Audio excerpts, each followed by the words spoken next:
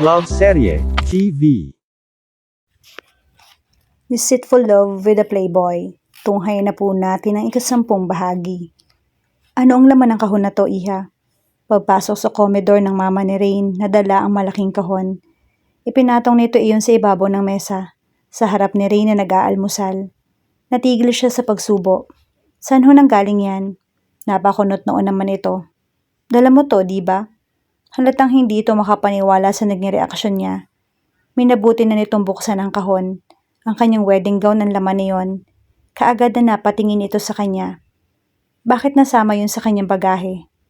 Ano ang pumasok sa kokote ng mga katulong at isinama iyon sa kanyang bagahe? Napapailing na kinuha ng kanyang ina ang gown at nilahad iyon. Ang ganda, iha. Simple ang pagkakatahi at ang disenyo. Pero class ang dating. Tom Wright? Nabasa nito ang gilid ng kahon, ang design ng gown. Pilipino ba yon? Umiling siya. Kaibigang international designer ni Drema. Nagkaroon siya ng pagkakataon na makilala ang tumahi ng kanyang gown. Then there was a lump in her throat. Wala akong balak na isuot yan. Umiling na ibinalik nito ang gown sa kahon at naupo sa tabi niya. Anak, sana hindi ka nagkakamali sa iyong pasya. Disappointed kami ng papa mo. Pero kung iyan talaga yung gusto mo, wala kaming magagawa. Salamat, ma. Pilit ang ngiting tugon niya. Pero masamang-masama yung kanyang loob. Nagbabanta na naman ng mga luha sa sulok ng kanyang mga mata. Makakayanan ko ang lahat ng to. Makakalimutan ko rin siya. Malayo na ang States para sa mga alaala ni Dre. Pagdating niya ron, sigurado magiging abala siya. Walang pagkakataon para mag-isip pa siya ng kung ano-ano. Ano ang gagawin mo sa gown na to? Bakit mo dinala? Bakit hindi mo sinuuli kay Dre? Total siya naman ang magbabayad nito. Isang hubad na tagapagpaalala ang bagay na ito, Rain. Nung isang gabi niya dinala sa bahay, ma. Hindi niya pwedeng ikwento rito ang sunod na nangyari. Bago ko matanggihan, wala na siya. Sa pagkakatanda ko, naroon lang yan sa sala. Hindi ko akalaing isinama ng mga katulong sa mga gamit ko. Bakit kailangan gawin mo to, Rain? Naiiling na wika nito. Nasa iyo ang desisyon, anak. Nasa mga kamay mo ang iyong kaligayahan at kabiguan sa pagkakataong to. Huwag na ninyo akong kumbinsihin, ma. Alam kong gusto niyo si Dre para sa akin. Pero hanggang naiisip ko si Divina, hindi ako magiging maligaya sa piling niya. Dahil hanggang ngayon, paghihiganti pa rin ang nasa puso mo. Lubayan mo na si Dre, anak.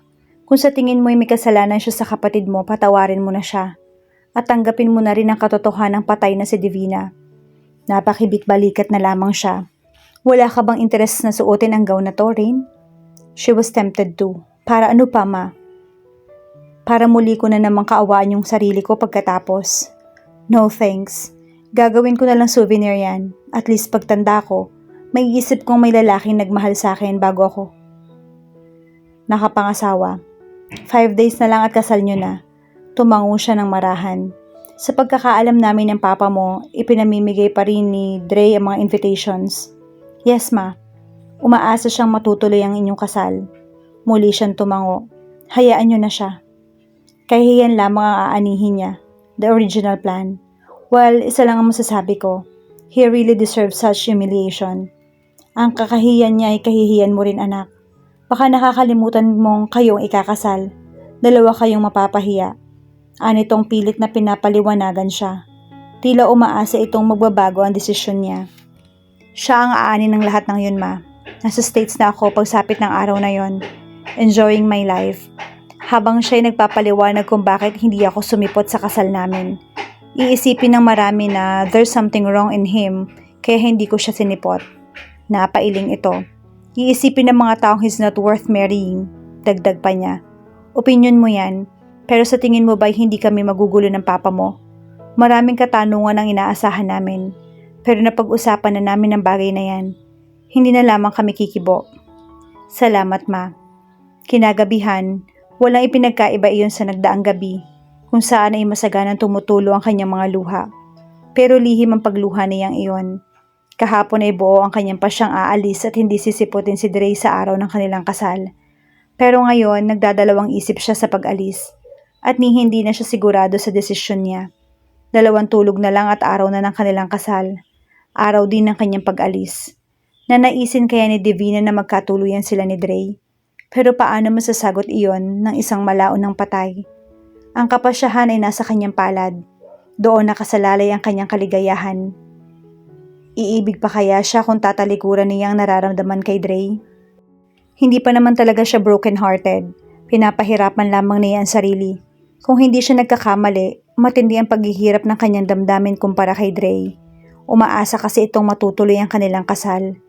Noong sumunod na araw, nagulat si Rain nang makita ang pamilyar na kotse na huminto sa harap ng kanilang bahay. Bago mababa ang sakay niyon, tumakbo siya patungo sa kanyang kwarto at nagkulong. Palakad-lakad siya sa kanyang silid. Hindi siya mapalagay. Bakit siya sinundan ni Dre doon? Para hikayatin siyang sumipot bukas sa kasal nila? Ano pa nga ba ang ibang sadya noon ng lalaki? Matagal na siya nagkukulong sa kanyang kwarto, pero walang nagsasabing dumating ang binata. Inaasahan pa naman niyang kakatukin siya ng kanyang ina at ipapaalam ang pagdating nito. Pero nabigo siya. Nagmatigas na naman siya. Hindi siya lumabas ng kanyang silid. Napilitan lamang siyang bumaba nang maalala niya ang kanyang binibake. At gano'n na lamang ang pagkatigalgal niya nang mapasukan niya si Dre sa komedor, kausap ng kanyang mama. Muntik nang masunog ang binibake mo, anang kanyang ina. Hindi mo naman kailangan magtago sa kwarto mo. Komento nitong marahil ay nakita kung paano siya tumakbo paakyat sa itaas. Salamat ma. She managed to avoid eye contact with him. May bisita ka? Wala akong inaasahang bisita ma. Tinapunan niya na nakamamatay na sulyap si Dre. Bakit ka nandito? Rain, saway sa kanya ng kanyang mama. He came here just to see you. Tapos tatanungin mo siya ng ganyan. At sa pagkakaalam ko bukas na ang kasal niyo. Ma, she protested but failed to reason out more. Nagpakawala na lamang siya na nakakairitang hininga. Minabuti niyang iwan doon ang dalawa. Dumiretso siya sa veranda. Lihim na umaasam na susundan siya ni Dre doon. Lihim naman siyang nainis nang hindi sumunod ang binata. Dahil papalubog na rin ang araw, minabuti niyang maglakad-lakad sa baybayin. Siguro ay kailangan na niyang tanggaping patay na si Divina at hindi na babalik kailanman. Paano ang kanyang paghihiganti? Nagtatalo ang kanyang puso at isipan na maramdaman niyang may lumapit sa kanya. Mukhang problemado ka anang tinig ni Dre mula sa likuran niya. Makakatulong ba ako, Rain? Go away, Dre. Noon lamang niya napagtantong umiiyak na pala siya. Bakit ba ayaw mo kong tigilan? Marami ka namang babaeng pwedeng pagtuunan ng pansin That was a good question, Rain. Ngumiti ito. I want to say for the 9th time, mahal kita. To hold it stronger, mahal mo rin ako. Tama si Dre. Mahal nga nila ang isa't isa. Kailangan na siguro niyang kalimutan ang lahat ng nakaraan at ibaba ng tuluyan ang kanyang pride. Blanco ang ekspresyon ng mukha na sinalubong niya ang mga mata nito. Ang nakikita niya ay isang lalaking umiibig. Titig na titig ito sa kanya. Walang salitang humakbang ito palapit sa kanya. She might not want him, might not just trust him, but she was going to know him in the most elemental way. Naglapat ang kanilang mga labi, gently at first. Tila binibigyan siya nito ng pagkakataong magprotesta at tumakbo. The only sound she made was one of the surrender as her arms found her way around his waist. Trust me, Rain. Muling tumulo ang kanyang mga luha. Sa pagkakataong iyon, isinubsob niya ang mukha sa dibdib nito habang yakap siya nito. With his soothing palm on her back, umiiyak siya ng umiyak. Siguro ay dapat niyang pagtiwalaan ang lalaking ito na tulad niya ay naghihirap ang kalooban dahil sa paghahangad niya makapaghiganti. Just trust me, Rain. Hinding-hindi ka magsisisi. Kung sa tingin mo yung nagkasala ako kay Divina, sa'yo ako ngayon humihingi ng kapatawaran. Nasa tinig nito ang sinseridad. Nanatili siya nakasubsob sa dibdib ni Dre. Hinayaan lamang siya nitong ilabas ang kanyang hinanakit sa pamamagitan ng pag-iyak. Paliligayahin kita sa abot ng aking makakaya. I'll give you everything. Kailangan na siguro niyang tanggapin ang lahat. Suko na ang sarili sa kaligayahan sa piling ni Dre. Hindi ako karapat-dapat sa pagmamahal mo. Don't say that, Rain. Naiintindihan naman kita. Walang masama sa ginawa mo. Hanga nga ako sa tindi ng pagmamahal mo kay Divina. Hindi ba ako alangan sa pamilya mo? Baka kasi nalaman na ng mga Ruiz ang kanyang tunay na layunin. Ano pa ang mukhang ihaharap niya sa mga ito? Gusto ka nila para sa akin, Rain. Alam mo yan. Kung iniisip mo na baka alam na nila ang plano mong paghigante, nagkakamali ka.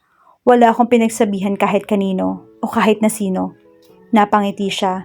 Isang tunay na ngiti mula yun sa kanyang puso. My God, How I love this man. Siya mismo ang gumawa ng sarili niyang multo na kung tutuusin ay hindi niya dapat katakutan. Ngayon, tatanggapin na niya ang lahat, pati na ang pag-ibig ni Dre. Bigla siyang natigilan. Bukas na nga pala ang kasal nila, pero naroon pa sila sa probinsya. Dapat ay nagpapahinga na sila ngayon sa Maynila. Don't worry, we'll spend the night here. Then early morning isusundin tayo ng chopper. 4 o'clock ng hapon naman yung kasal natin. Enough time for us na makapag-ayos. Sabi ni Dre na parang nabasang nasa isip niya. Napangiti siya. Alam na alam mong papayag ako sa pagpunta mo rito, right? I'll take chances, always. Noon na yan napansin na mula sa veranda ng bahay nakatingin sa kanila ang kanyang mga magulang. Kahit medyo may kalayuan, alam niyang nakangiti ang mga ito habang minamasdan sila ng binata. Tanggap nila akong maging manugang, pagmamalaki ni Dre. Kahit siguro nagkatuluyan kami ni Divina, sigurado akong papabor sila sa akin. Napangiti siya.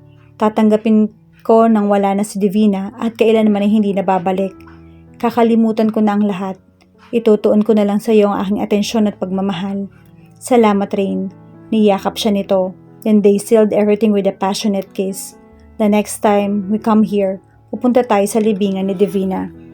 Kompleto ang dalawang pamilya, Marquez at Ruiz. Ang pinakasurpresa ng pag-iisang dibdib ni Rain at Dre ay ang pagdating ng dalawang kapatid ni Dre galing sa Espanya kasama ang mga anak nito. Hindi umuwi sa Pilipinas sina Sigon at Arman dahil sa kasal ng pamangkin, kundi para sa nakatakdang grand union ng pamilya.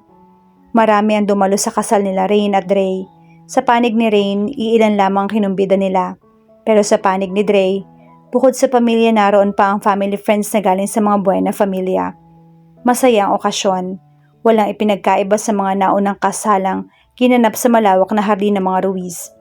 Marami ang humanga sa kagandahan ng bride at sa kakaibang karisma ng groom. Kung makikita ang labis na kaligayahan sa mukha ni Dre, mababanag naman ang lungkot sa magandang mukha ni Rain. It should have been you. It should have been the two of you. A grand wedding for a fair lady like you. This virginal gown, this majestic bouquet, and this lavish reception for selected guests, it really should have been you. Mukhang ang layo ng nilalakbay ng isip mo ah. Parang nagising si Rain. Nakangiting nakatingin sa kanya si Dre. Noon na yan napansing may katabi itong lalaki. Isang gwapong lalaki. Felicidades, nakangiting sabi ng lalaki. You got yourself a fine husband. Well, thank you. A fine husband indeed. Tugon niya at ngumiti. Sino to? Nakilala na niya ang mga tiyuhin ng kanyang asawa na galing Espanya. Sweetheart, ikinagagal akong ipakilala sa iyong aking pinsan. Si Louie Ruiz. Kararating lang nila kahapon galing Spain. Nice meeting you. Habla usted Espanyol? Tanong ni Louie sa kanya. Napakibit balikat siya. Nakalimutan ko na ang natutunan kong Spanish. Pag-amin niya. Pasensya na. Pero nakakaintindi ka. Medyo, kaunti lang. Natawa siya. Marunong ka naman pala mag-Tagalog eh. Oo naman. I was born here but raised in Spain. Paglalahad ni Louie na hindi nawawala ang ngiti sa mga labi. Siyempre, I am a Filipino at heart. And of course, plano ko makapag-asawa ng Filipina. Don't tell me you're staying here for good. Hula niya. Mula sa gilid ng mga mata niya, napansin niyang may papalapit sa kanila. Hindi nakatugon si Louie nang agawin ng mga bagong dating ang atensyon nilang mag-asawa. Pasensya na Louie, mga barkada kasi ni Dre ang mga yon. Sinundan niya ng tingin ang grupong nagtungo sa isang mesa kasama ang asawa niya. Barkada? Pati yung babae? Tumango siya. Alam mo naman sigurong modelo si Dre. Mga modelo rin sila. Kasamahan niya sa trabaho sa advertising na minamanage niya. Biglang sumeryoso ito. Pwede bang magtanong? Ano yon? Bakit parang hindi ka masaya? What do you mean? Malungkot ka. Kahit anong gawin mong ngiti, very visible yung lungkot sa mukha mo. Natigilan siya sa sinabi nito. Hindi mo ba mahal si Dre? O baka naman nagkaroon ng financial crisis yung pamilya mo at ginawa kang pambayad utang? He's amazingly and brutally frank, she thought. None of the above, Louie. Nakangiting sabi niya. To tease your father, mahal ko. Si Dre. I'm glad to hear that. Pero bakit parang malungkot ka? Dahil hindi na ako magiging dalaga uli. Pareho silang natawa sa sinabi niya.